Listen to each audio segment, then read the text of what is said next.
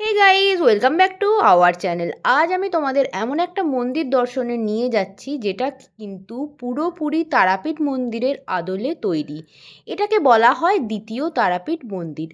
অনেকেরই ইচ্ছা থাকে তারাপীঠ মন্দিরে পুজো দেওয়ার, কিন্তু সময়ের অভাবে অনেক সময় যাওয়া হয়ে ওঠে না। তাই আজ তোমাদের আমি দেখাচ্ছি হুগলির এই দ্বিতীয় তারাপীঠ মন্দিরটা। যদিও ইতিমধ্যে পাঁশকুড়ায় আরও একটি তারাপীঠের আদলে মন্দির তৈরি হয়েছে, হিসেব মতো এটা তৃতীয় তারাপীঠ মন্দির আমার কাছে, কিন্তু মন্দিরের চারিপাশে বোর্ডে দ্বিতীয় তারাপীঠ মন্দির হিসেবেই এটা কিন্তু উল্লেখ করা রয়েছে।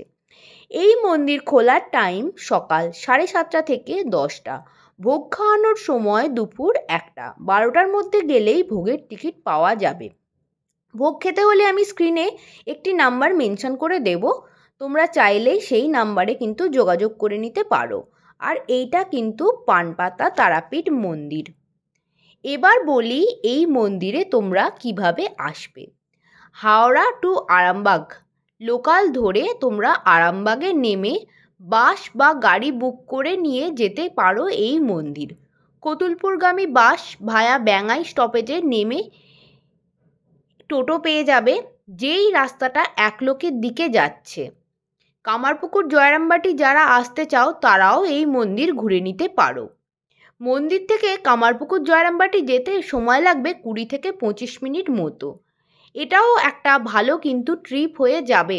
কামারপুকুর জয়রামবাটির সাথে পানপাতা তারাপীঠ মন্দির ওয়ান ডে ট্রিপ হিসেবে এটা কিন্তু একদম পারফেক্ট।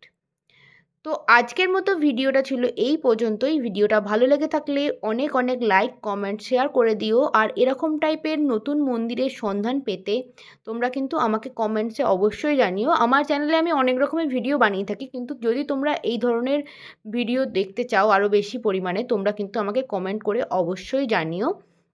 আর এই মন্দিরটা কেমন লাগছে সেটাও আমাকে জানিও। এটা একদম দেখো তারাপীঠের আদলেই তৈরি এই মন্দির। পাঁশকুড়ার মন্দিরেও আমার একবার যাওয়ার ইচ্ছা আছে, তো সেটাও আমি তোমাদেরকে ঘুরিয়ে আমি একদিন দেখিয়ে দেবো শিওর। তো চলো আজকের মতো টাটা, thank you for watching this video.